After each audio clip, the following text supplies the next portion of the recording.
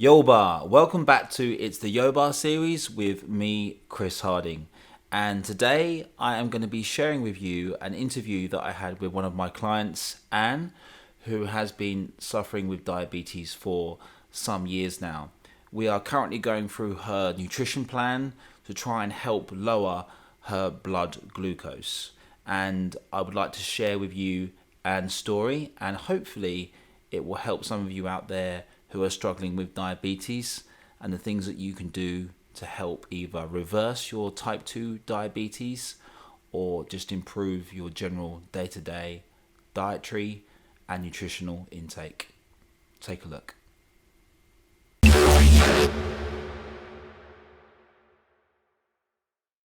Cool. So, just to have a recap. Yeah. Last session, we spoke about your sort of eating habits. We also spoke about your sort of diabetes as it is at the moment, which is a blood glucose reading of 6.9. Yeah. Yeah. And we kind of put a plan in place to do a little bit of tracking in terms of your food diary or what you're eating. Yeah. And also we went and had a weigh-in on the biometric scales to work out what your sort of basal metabolic rate was, which was pretty much 1,200 calories on the nose, and also your activity level within that as well, which we're going to discuss a little bit more today, about the activity level within that. So, first things first, how did you find like the review that we did last week? Was it useful to some extent? Did it make you think a little bit more about what you not necessarily should be doing, because you don't know that you should be tracking or you don't have to track, but becoming a little bit more aware about what your intake is and what your output is like, because your main goal is to try and drop some weight, and that's two reasons. One, obviously, for the obvious reason of the diabetes, and two, which I think is the more important reason, is for your health and well-being and how you feel and everything of that nature.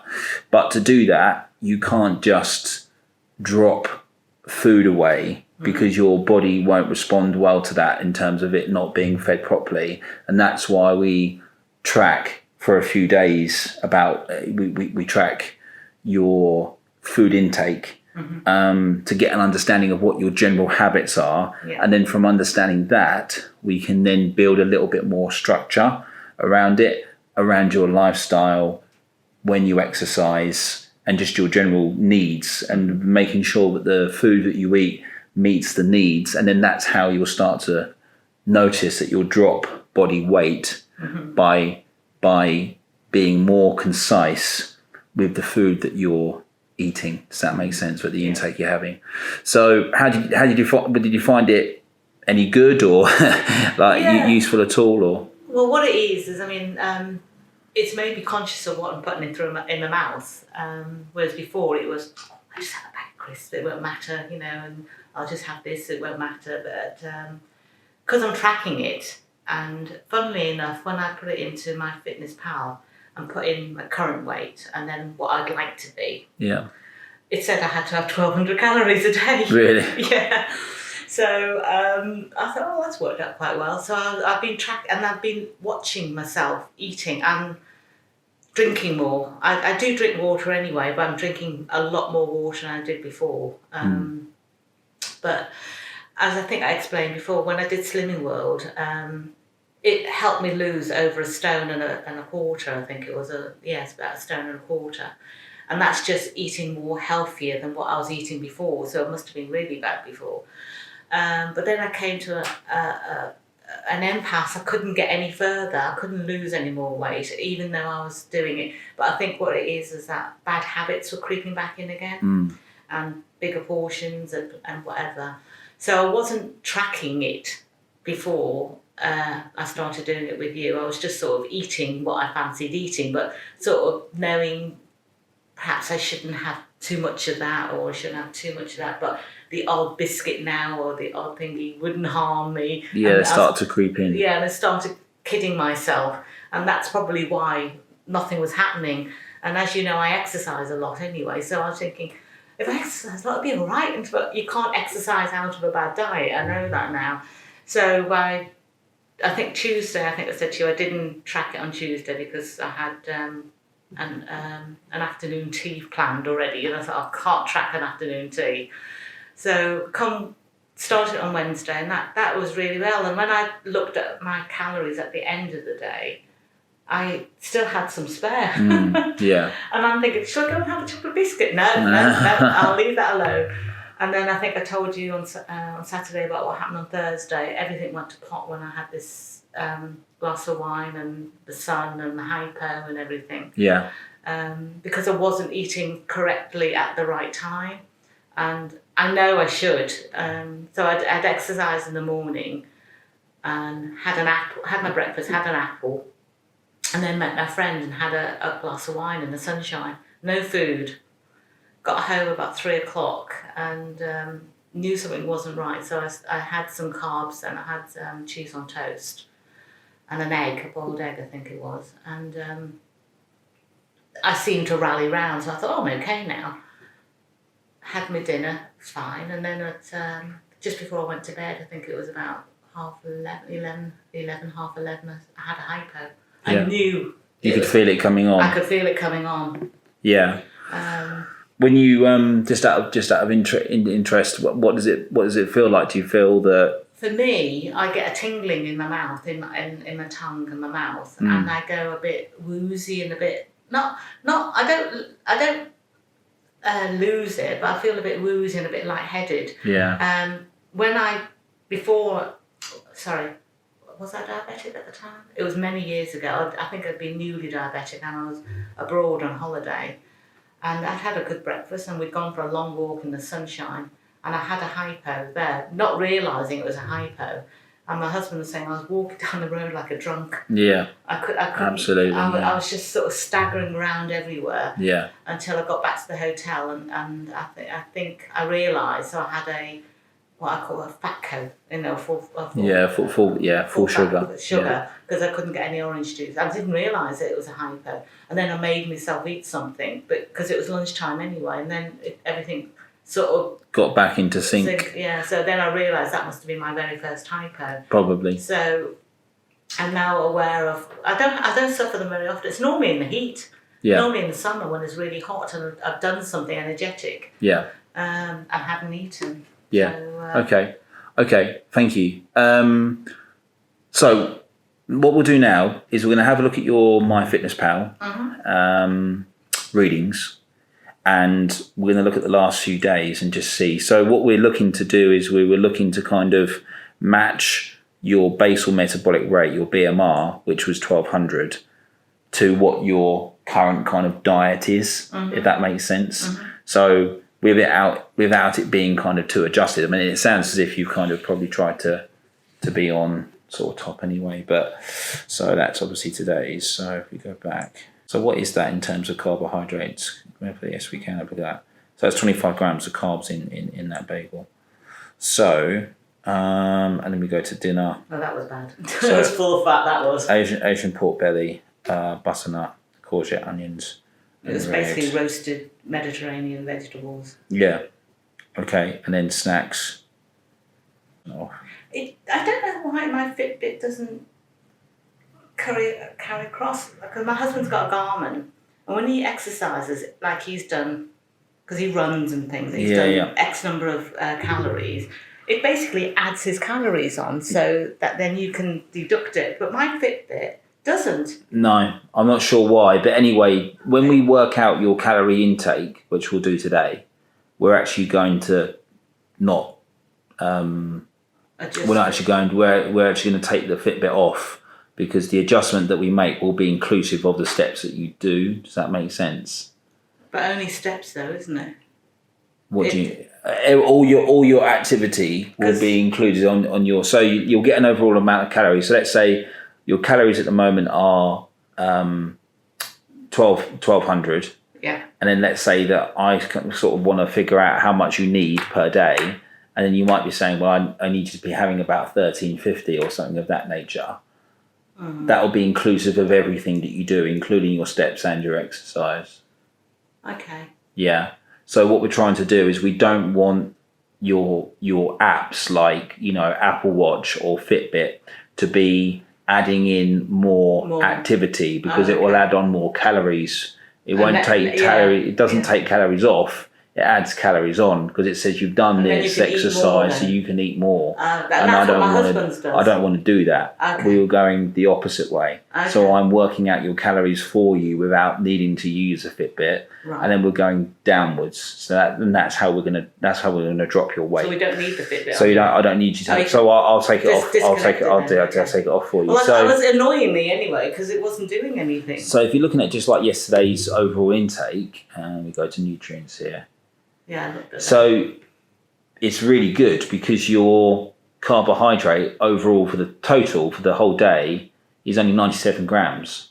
So that's fantastic. So you're getting carbohydrate, and you're getting, you're getting sugar basically, but you're not getting huge amounts of sort of quantity in terms of grams of carbohydrates. So you're not getting these sort of massive loads of it.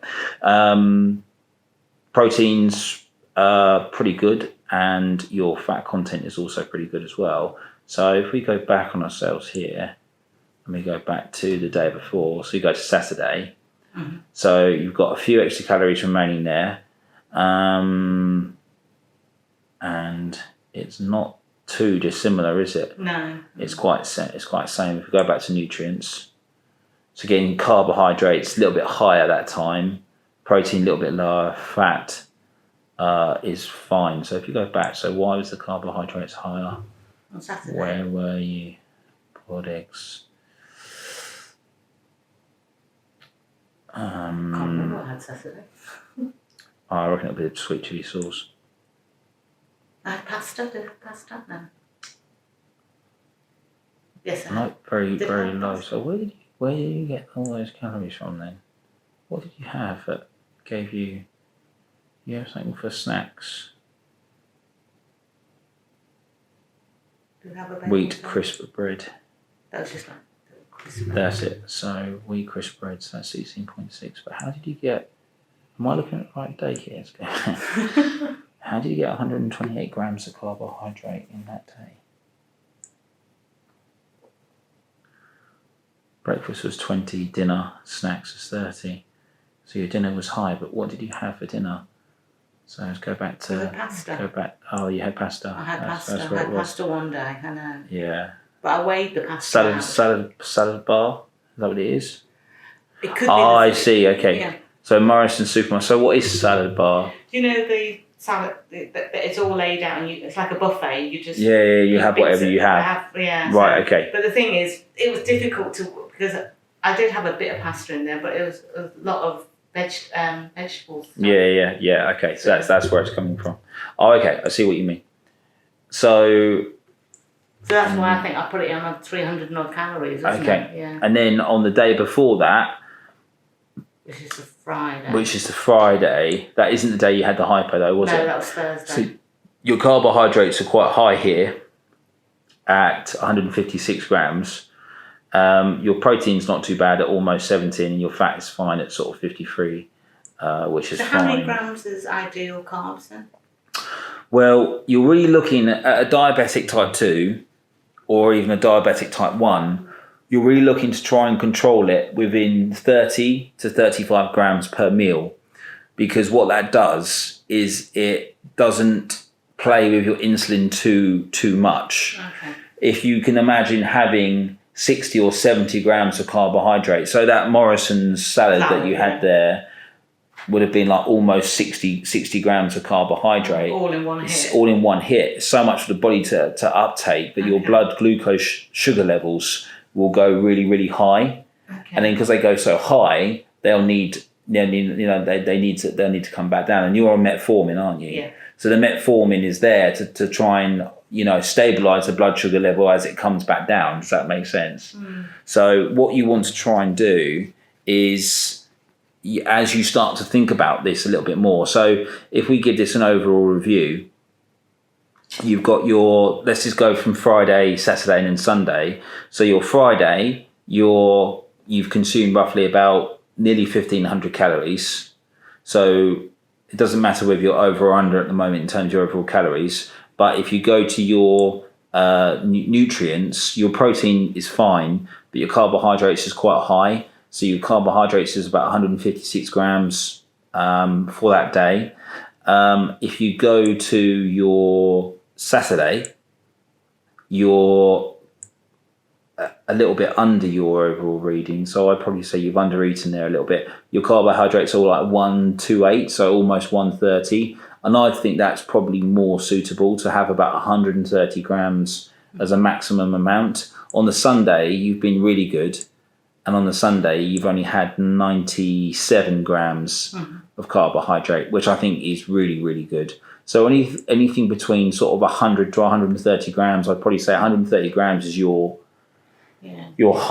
highest amount of carbohydrate. Because what's happening is if you can imagine like a line, or if you almost imagine like a line on a heart monitor, and it goes up and back down. If you're having different carbohydrate amounts each day, your blood glucose sugar levels are going to be different each day.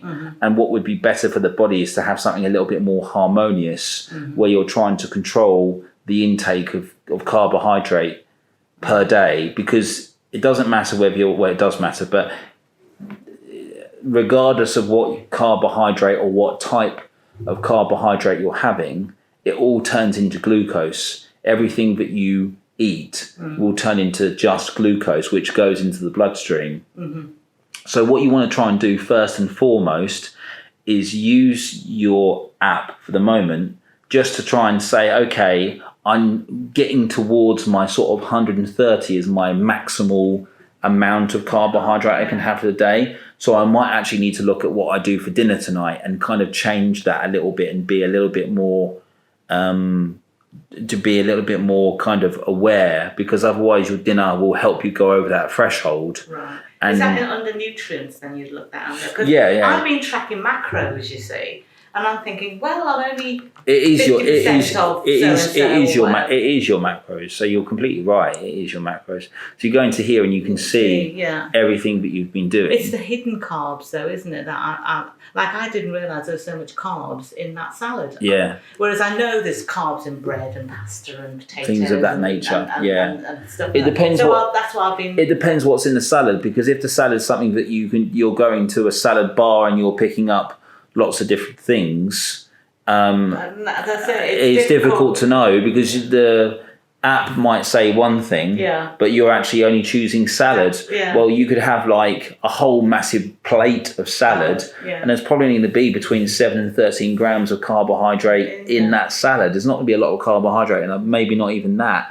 So, but if you're sort of saying, well, I went to a salad bar and I had like half a plate of pasta, then you're probably looking at like between 50 and 80 grams of carbohydrate there, and that's a huge amount for the body to. It's a lot of carbohydrate for a normal person to consume. You know, their pancreas is going to have to do a lot of work in terms of producing insulin to try and control that blood sugar level and bring it back down again. So that would be the first thing. The second thing is what we want to talk about is your activity level. So what I'll do is I'll go and get a pen and pad. But then when you look at macros, my carb says I'm only 48% of 50. So I'm thinking, I'm all right then. I'm 2% below goal. That's because I haven't changed your goal yet. Oh, okay. Okay, so your goal's going to get changed. So your goal at the moment says 150. Okay. But I'm going to change that 150 to 130. So it's maximal of that amount. Does that make sense? Yeah. Okay. So the first thing we looked at is we're going to have a maximal and minimal goal of carbohydrate roughly per day. Do you have to be perfect? Of course not. Okay. So you're going to look at, say, 90. No, let's make it a little bit fairer. Let's say 100. 100 grams to 130 grams carbs per day. Right, okay. Now, do you have to track for the rest of your life? No, you just need to get into a habit of doing it so you kind of start to know your measurements a little bit. Yeah. Okay, and we'll probably review that when we do our PT sessions. We'll sort of review and say, are you getting familiar? Are you getting to the point where you feel more comfortable with your tracking and stuff like that? Do you need to do it every day? Do you have to do it sort of every other day? That's the first thing. The second thing is what we want to talk about is your activity level. So I know that you're really active. You do PT with me, and you also do 3, maybe 4 classes, maybe more a week. 4 classes a week. 4 classes a week, which 4 are active ones. 4 active classes. Yeah. Kettles. Yep. Pump. 20-20-20 and body attack. Okay. So 4 active classes, which are an hour, 50 minutes. Well, hour, 45 for kettles and an hour for the rest of them. Okay. So let's say an hour for all 4, yeah. Just to round it up. Then you've got an hour of PT for me.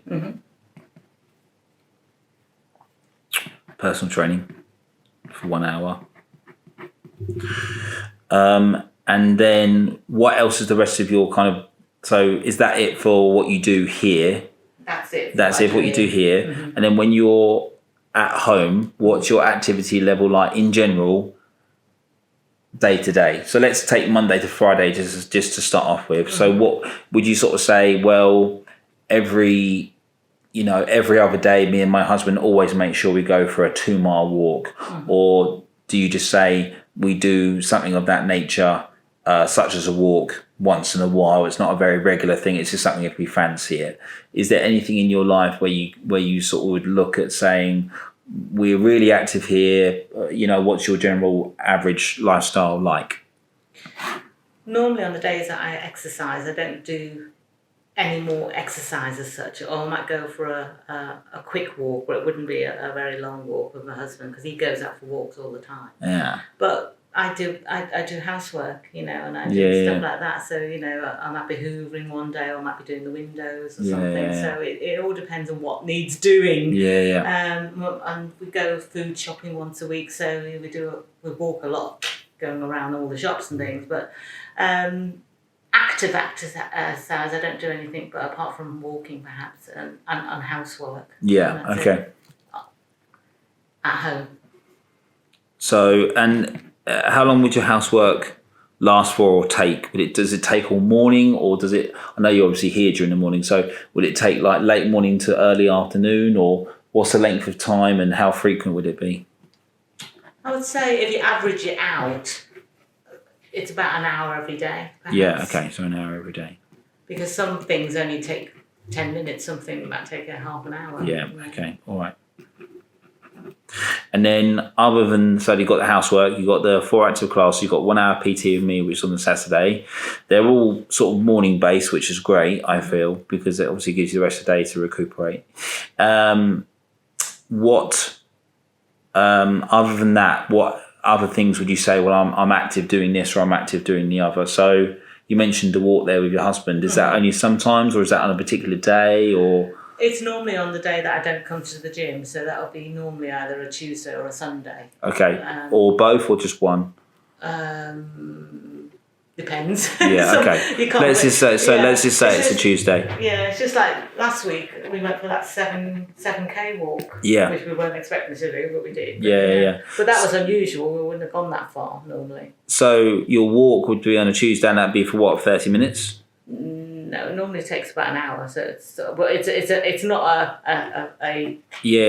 a hike. No, it's an amble around the countryside because it's half an hour there and then half an hour back. Yeah. Okay, all right. So what you basically got is 4 active classes, 1 PT session, housework, which roughly lasts for an hour a day. So per day, you're looking at maybe an hour and 45 to an hour and 2.5 hours worth of kind of activity, aren't you? Granted that the activity classes, which you do at the gym, are going to be more active than they are housework, but you're still kind of moving around. Yeah. And that's, sorry. So I was just thinking, when I say active classes, because after each of those classes, I also do either balance, body balance, or yoga. Yeah.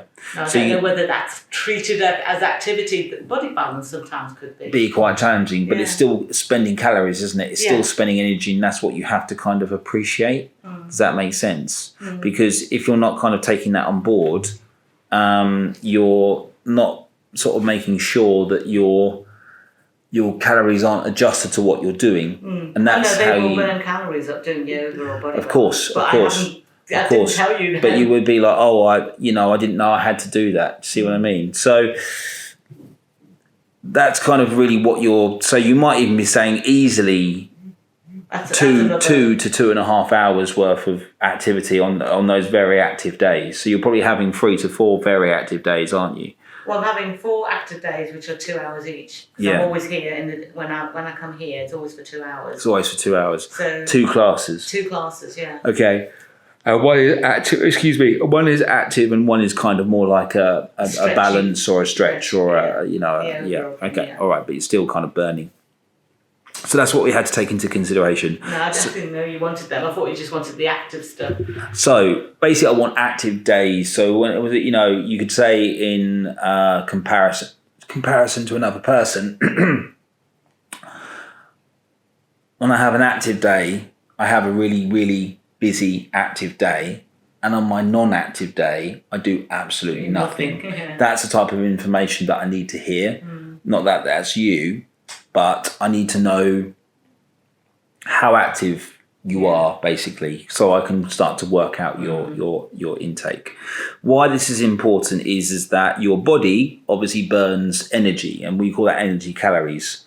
Whether it's completely right or completely wrong in terms of how to measure your overall output is quite hard to do. It's very hard to kind of estimate what your overall output is, which is why we give you an overall figure to stick to, and then you work from those figures. Yeah, okay. So your figures are going to be categorized into 2. They're going to be categorized into active and non-active days. So you're going to say, right, on the days when you don't do anything, they're going to be your more non-active days, and your calories are going to reflect that. And then your active days, your calories are going to reflect your activity level. Right. And then that's how we adjust from there. Does that make sense? So would you eat more then? On Yeah. an active day? Yeah, and less absolutely. on a Because you've got to non-active feed day? the body. But Yeah. what you've got to make sure is that you're not allowing your carbohydrate to run up. But you've got to try and eat more. Does that make sense? So that's probably going to be the slight challenge there. Okay. Yeah, okay. So let's go Monday to Sunday, and we'll fill it in as we go. So very, very quickly, you've got Monday as active. Yeah. Tuesday is non-active. Non-active. Wednesday, Active. Thursday, Active. Friday. Friday, Active. On Saturday with you. and Sunday, non-active.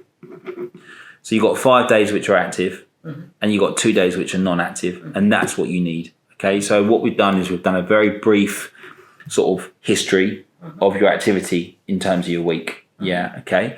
Now you've got a number here which is very recent, and this is your recent number is your basal metabolic rate, which is how many calories your body burns just by sitting down doing nothing. So if you sat on a couch all day, your basal metabolic rate would be roughly 1,200 calories, because that's what we've summed up on the scales for you. So we've got the biometric scales, and they read out roughly about 1,200 calories as basal metabolic rate. So basal metabolic rate is your baseline calories that you burn per day. So if I had to sit you on the couch, you did absolutely nothing, that's how much it would cost to run you. Okay. Yeah, okay. But you've got your activity level on top of that. So if you've got 1,200 calories, you've got to times it by how active you are. So really what we want to do is we want to sort of do a very quick bit of maths. Now let's look at your active days first. Okay, so your active days would be 1,200 times an amount. So the best way to do it is to do it quite simply and say, okay, my active days, I'm going to have 1, and I'm going to have another half of that. So my active days are going to be about 1.3 to 1.5 in terms of how many you've got. So you've got 1,200 calories, and you just times it by, let's say, 1.3. Let's just see what that figure looks like, and that gives us 1,560 calories. Okay, and then if you did it again, and let's just do it as a test, you got 1,200 calories, which is your basal metabolic rate, and you're going to times that by 1.5, just to say how really active you could be, and that's 1,800 calories. Okay, so I think 1,800, in my opinion, is a little too high. Because I think it's going to be quite hard to find an adjustment for another 600 calories. That's basically another meal that you've got to fit in. And I don't think that's going to work. Okay. Then if you look at your non-active days, you've got 2 non-active days, which are Tuesday and Sunday. The great thing that you've done is you've got a routine of that. So you're saying every Tuesday and every Sunday is non-active because I don't come to the gym. That's not in my routine, whereas everything else is routined. And I would always highly, highly, highly recommend people getting a routine in their diabetes and also in their training, because it's going to help the body create that equilibrium that we're looking for. So non-active days. So you've got 1,200, and then let's just times it by a lower amount. So let's times it by 1.2 and just see what that comes up as. So that's 1,440, which is actually quite good. And I quite like that. So you've got Monday, Wednesday, Thursday, Friday, and Saturday as your active, and you've got Tuesday and Sunday as your non-active. So what I'm going to suggest you do, and we're going to change it on your MyFitnessPal, is you're going to have 1,550 calories on your active day. On your non-active day, you're going to have 1,450, so 100 calories difference. Okay, 100 calories difference. And then what we're going to do is we're going to look to adjust your calories and your carbohydrate intake over the next few weeks. With that, we're looking to try and drop weight back down, and obviously in the dropping of the weight, that's going to, give you the body shape that you're sort of more kind of trying to work towards, because you're working incredibly hard in the gym, and I know that you are because I train with you. And you're also looking to try and reverse, or at least bring the number of blood glucose level down from 6.9 down to 6.2, 6.3, something which is more pre-diabetic, and then we'll go from there. Does that make sense? But we're going to do it from these calorie readings. Okay. How does that sound? That sounds good. The only thing is, it's the hidden carbs. I didn't realise there was carbs in that salad. But then again, it's just a generic, isn't it? It's so generic, and I would kind of. I could have easily have filled that with just lettuce leaves and tomatoes. Because it was lettuce leaves and tomatoes, as you say. There's no way it's going to have 60 grams of carbohydrate. I know. There's no way. But if you were sort of saying, well, it was that, but I had some couscous and it had a little bit of rice in it, and then you sort of say, okay, and it got some noodles and it got a bit of sauce in it. All of a sudden, you're like, well, I'm there. Yeah. I didn't even know. And that's the thing about carbohydrate is that carbohydrate, the reason why we have diabetes in terms of a social pattern is because carbohydrate is very cheap to produce. It's not like meat and poultry and things of that nature, because when you think about anything to do with protein and fats, it often takes quite a lot to source it. If you think about anything to do with protein, let's say like meat or anything like that, you've got to rear an animal. You've got to try and keep it healthy. That costs quite a lot of money. You've got to have land for it to grow on. So, I know that obviously you can buy cheap meat, but most people, if they are going to eat meat, they try and eat something which is relatively healthy for them. They're sort of going to go for really highly processed food. That's another nice thing, is that you're not eating highly processed food. So that's another thing that we don't have to consider. Sometimes you get people who do have quite a highly processed food diet, and that's another thing going against their diabetes.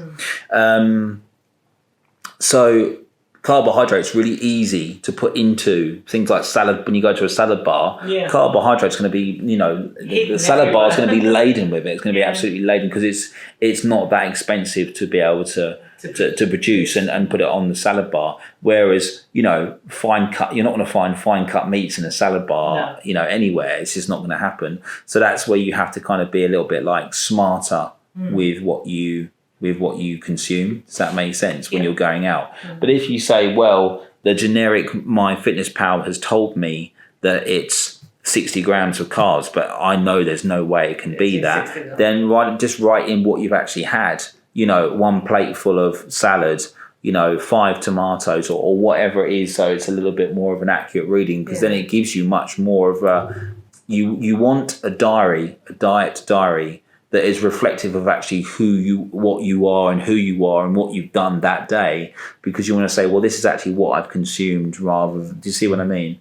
I know it's a little bit more work, but I can't imagine that you're constantly going to Morrison's and having salad bars. It's just probably something that you have once in a while. Yeah.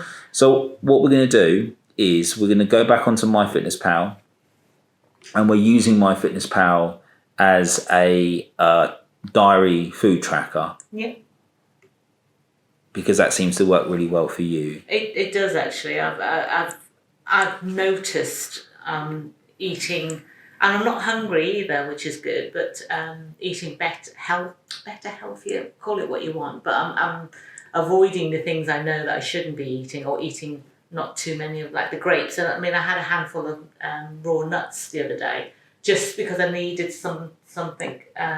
To eat, but I counted them out. There were 6 of them. I'm getting that anal, or if you want to call it, just to make sure that I don't tip over. Yeah, which is good because you're becoming more aware. So what I'm doing in your MyFitnessPal is I'm now going to change it to 1,550 calories. Okay, per day as your active. So as my active, but my active is only. Yeah. Okay. Can you actually say each day which how many calories it is? Can you say Monday is? Yeah, well, I can always text that to you. I can always text it to you. No, but how can you change it on MyFitnessPal? Change every day to a different calorie? I can't change every day, but I'm going to show you how to adjust it. So let me just quickly do this. So we're going to go to 35%. Yeah, that looks roughly right to me. Okay. So what I've done in your macronutrients in terms of your in your MyFitnessPal, we're looking at 1,550 calories on active days and 1,450 calories on your so it's only 100 non-active. So there's only 100 calories difference. Okay. So what I've done is I've got 135 grams of carbohydrate per day, 135 grams of protein, and 51 grams of fat. Just give me 2 seconds because I can see your brain whirring. So that's 35%, 35%, and 30%. So in terms of the overall 100% intake, it's 35% carbs, 35% protein, 30% fat. Okay? Mm-hmm. Now, first question that I know you're going to ask me is, I've got 1,550, but on my non-active days, I've got 1,450.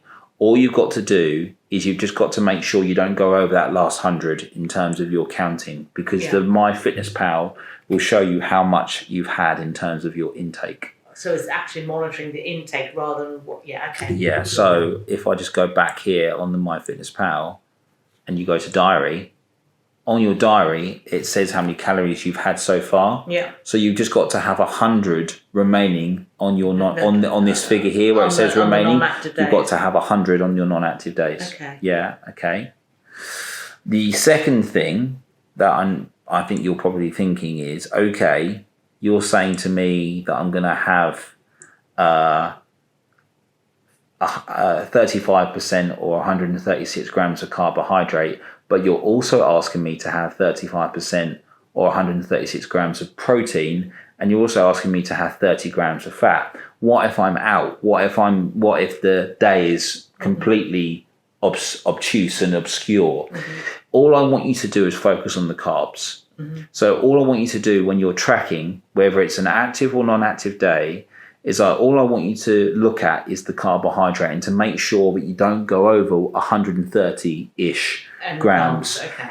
the fats and the proteins will pretty much fix themselves, okay? Because each day your fats and your protein are going to be different anyway, and your carbohydrate within relativity is going to be different. But what we're going to do is we're going to use that ceiling of 130 and say that's the height you can go to in terms of per day of carbohydrate intake, and that by managing that better, what you're going to find is that your body's going to start to use fat and protein as a preferred source of energy rather than always going to carbohydrate. And then your body will start to use fat tissue, which is body fat to you and I, to be able to start breaking that down. Okay, so you want your body to kind of start using its own reserves, fat wise, so that it gets that kind of that breakdown. Does that make sense? Yeah. The only thing I was going to ask is, I know that in Slimming World, and I keep going back to that because that's how I've lost the weight previously before. They just told us, like pasta, rice, potatoes, unlimited, eat as much as you like, which is no good for a flipping diabetic. But out of them, and I know that you're supposed to have brown rice and wholemeal pasta and all that, but to be fair, I don't like them. I'd rather eat less of whatever. But out of all the starchy sort of what I call accompaniments or whatever, which is the worst for carbs then? Because I don't know that. Do you mean which is the worst in terms of your glycemic index? Yeah, to eat out of. So, because we like pasta. Yep. And we like rice, because I eat a lot of rice being Chinese. I normally have a lot of rice with my Chinese food that I ever cook. Yeah. But I haven't done any this week because I've been avoiding, because I know rice is and pasta. I had pasta that one day where I measured out an amount, and I was thinking, God, how many thingies, calories in that? But I know that I can't avoid those sort of things. You don't want to avoid them either. What you want to know, what you need to know, it's not about avoidance, it's about knowing. And what you need to know is that how much can I have of that? And that's what the MyFitnessPal is going to kind of help you with that, because you'll get used to over a period of the next few days and the next few weeks. You'll be like, I know if I have a whole packet of rice, it's just way too much carbohydrate in there for me to be able to consume. Whereas if I have half a packet of rice, that's absolutely fine. In terms of like what's the worst thing to have in terms of your glycemic index, your glycemic index is a measurement of foods, any food that you can possibly think of, which is made of a carbohydrate. What's the worst and what's the best? Well, the worst type of carbohydrate food are obviously things like table sugar, popcorn and rice cakes, because they dissolve so quickly that they don't even get to the colon. They digest in the mouth and in the stomach, so they're absorbed very, very quickly. So they're the kind of ones that will raise your sugar levels very quickly. So if I gave anyone, regardless of diabetes, if I gave anybody 4 to 5 crackers, which are those rice crackers, those rice cakes, and within 10 minutes or maybe even 5 minutes, I took a blood test and I looked at their sugar, I took a pinprick test, it would show that the blood sugar had gone up because it's so quick. Whereas if you have things that are kind of not so manufactured, in terms of, vegetables, salad, rice, pasta, those things are going to take a little bit of time. If I gave you a bowl of pasta, it's going to do pretty much the same thing. It might take a little bit longer to do the same thing as what the rice crackers are doing, but it would do the same thing. But what if I add some cheese and I add some vegetable to my pasta and I reduce the amount of sauce, or I have the sauce, which is maybe more freshly made, or it's a reduced sugar one, rather than having the normal, shop brought pasta sauce, and I add cheese and I add more vegetables into my pasta, what that's going to do is that's going to prolong the process of breakdown. So when you eat food, your stomach breaks it down. That's easy to understand. If it has more interruptions, so if you can think of cheese and vegetables as being junctions of interruptions. So basically, there's a lot of fat in cheese and there's a lot of fiber inside vegetables. Yeah. Well, that all has got to be broken down in the big washing machine of the stomach. Yeah. If you can think about the stomach churning and churning and churning and churning this food over, it's not going to be able to just focus on just the carbohydrate from the pasta. It's got to think about processing and breaking down the fiber from the vegetable. It's got to be about drawing out the molecule of fat from the cheese. What that does is it creates like a buffer. Okay. And it makes the insulin slower to be released. It doesn't need to have insulin so quickly because it's not such a quick spike. So when you're having things such as meals, what you want to do is what are my precursors? What are my buffers? And your buffers are things like natural fats. So if you could sort of say, well, I had a decent serving of pasta, which was my meal, but I had some freshly made pasta sauce, or I had a sauce that was more reduced in sugar, so I'm not getting such a big sugar hit. I also had some freshly chopped courgette and maybe some things that go in pasta in terms of vegetable, and I also had some grated full fat cheese on the top of it. That meal, although it's not ideal, it is going to be slowed down, and the reason it's slowed down is because you've got fat from the cheese. You might even have some natural oils inside the sauce. You might find that you're definitely going to find that there's fiber inside the vegetables you're having. So those things act as a buffer, because fat and fiber aren't going to spike your insulin. Fat doesn't spike insulin at all. If I made you eat half a tub of butter, you wouldn't feel very well, but it wouldn't spike your insulin. No. Whereas if I made you eat 5 crackers, like 5 rice cakes, they would spike your insulin no problem, because carbohydrate and also reduced refined protein. So you get these refined protein like chocolate bars and whey protein drinks. They're fine to have, but they're actually, because they're so well refined, they're actually going to spike your insulin, because your insulin's going to go up because it hasn't got anything to break down. So the basic message there is like anything that my stomach has to break down in terms of it has to do more work because it's having things it has to break away, it's going to work harder, and that's actually going to slow down your insulin spike. So can you have rice? Can you have pasta? Can you have potatoes? Yes, but you've got to have them with things that are going to help the breakdown. If I had them just on their own, it's like, does that mean I have to stop having rice cakes? Not what I'm saying that you eat rice cakes, by the way. But let's just say, for example, that... But hubby likes popcorn. He thinks it's healthy for him. Well, everyone does. But he's not diabetic, though, but the reason is because it's been marketed that way. Yeah. It's been marketed. Have this bag of popcorn for less than 100 calories. Less than 100 calories. Yeah. So have a bag of popcorn. But what they don't realise is that actually having the bag of crisps is better for you, because there's actually a little bit more fibre in there than there is in the popcorn or in the rice cake. So the thing is what you want to say is okay, does that mean I can't have any rice cakes anymore? No, but it means I have to have something with it, such as a cheese, such as peanut butter. Peanut butter has got oil in it, so it's going to slow the process of the insulin spike. You're always trying to slow down your insulin spike. If you have 130 grams of carbohydrate in that day, what you want to do is be a little bit smarter with it and say, well, I had that within a meal. That carbohydrate was with salad. It was with meat. It was with, it was with X, Y, and Z. And so it slowed that insulin spike down. Does that make sense? Yeah, it makes sense. It's just trying to,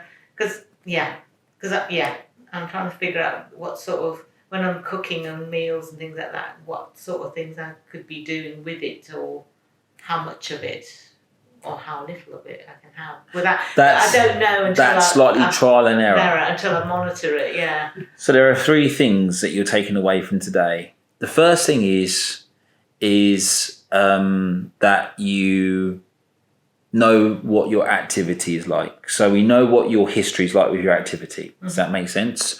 So we say, Anne is active within her classes. She does PT and she also does work at home in terms of housework and things like that. That gives us your overall calorie intake on active and non-active days. That's the first thing. The second thing is that we know that we're only going to level out your carbohydrate to roughly about 130 grams a day. That's all we're going to do. Within that, you can kind of play around on your own time and figure out what you can have within your 130 grams. Yeah, okay. So you can look at your meals, you can look at your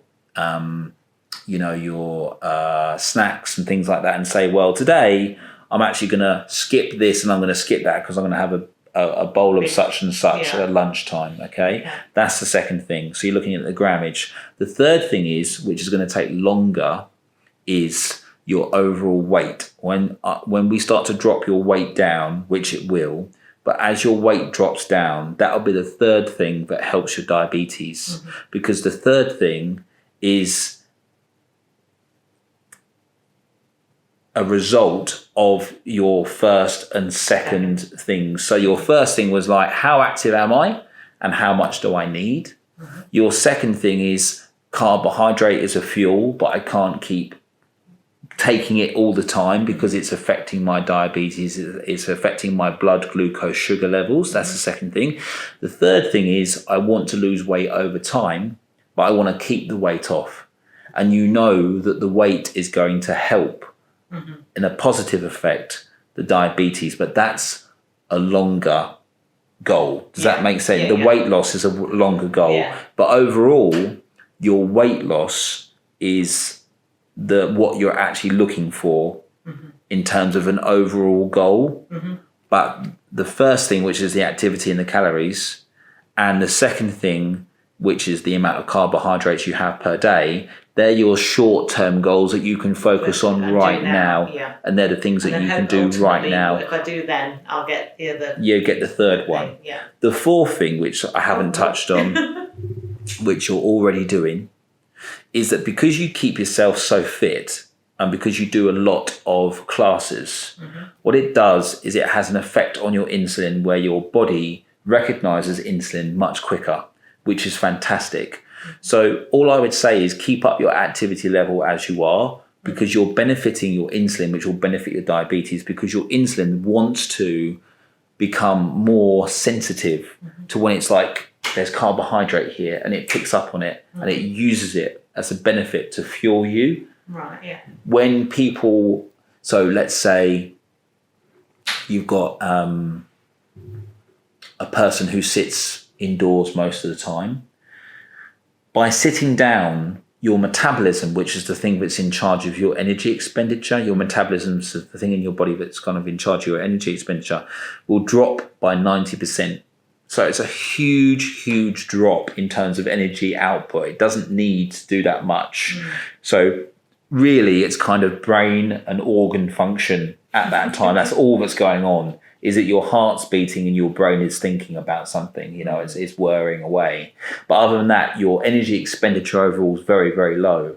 Whereas you look at someone like you who's so active, because you're so active, your body's constantly looking for that next piece of fuel. Okay. And so when you consume fuel, which is carbohydrate, your insulin will pick up on that very quickly and it will react to it, which is a good thing because it will use it as benefit rather than storing it as fat.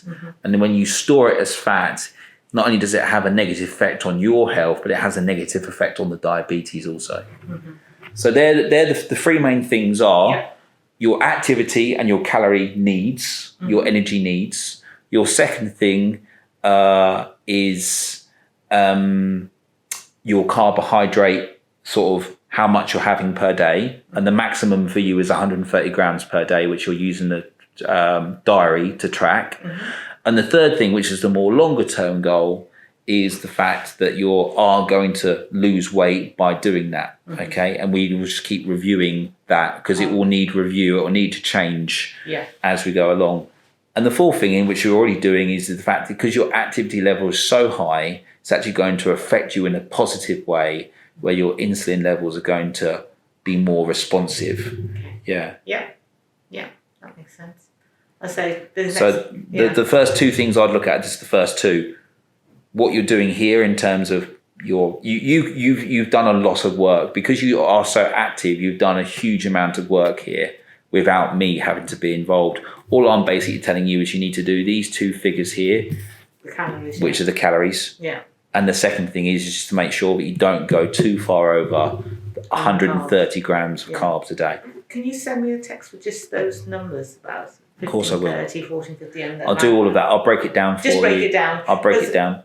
I am remembering it, but I know that I probably won't remember it when I get back. Yeah. So No, of course not. Of course not. Yeah. And Don't worry about it. Don't worry about it today or tomorrow. But in the next sort of few days, you sort of say, right, I'm going to set from Wednesday. That's what I'm going to do. I'm going to sit down and I'm going to do that and I'm going to do it. Yeah. Yeah. And also with the carbs, I take it it's better to spread it between, say, 3 meals, or because if you have a big hit, is that going to be more detrimental or not? Or I think it is slightly more detrimental. Yeah. I mean, for you. But then again, if you know you're going out and you're going to have a lot of carbs. Yeah, if you're going to go out, sort of say, right, I'm going to backlog these carbs. Yeah. And again, if you're going to have it over, like, if you went out every single night and had a meal every single night, then yeah, you're getting yourself into bad habits and bad routines. No. And that's because you're going to be backlogging your carbs right at the back end of your day when your body's sort of thinking about going to rest. Yeah. So, but one time is not going to be that. I'd be surprised if it did have a big impact on you. But if it did, then it did, and that's a reflection of your diabetes. But yes, really what you want to think about is per meal, I really want on average about 30 grams of carbs and not too many more. Mm. So you're looking at about 30 grams per meal. Mm-hmm. And that should also kind of be, if you're looking at 130 grams of carbs altogether, you're looking at 30 for 3 meals, which is 90 grams. And then you're looking at two snacks during the day, like one in the morning and one in the afternoon.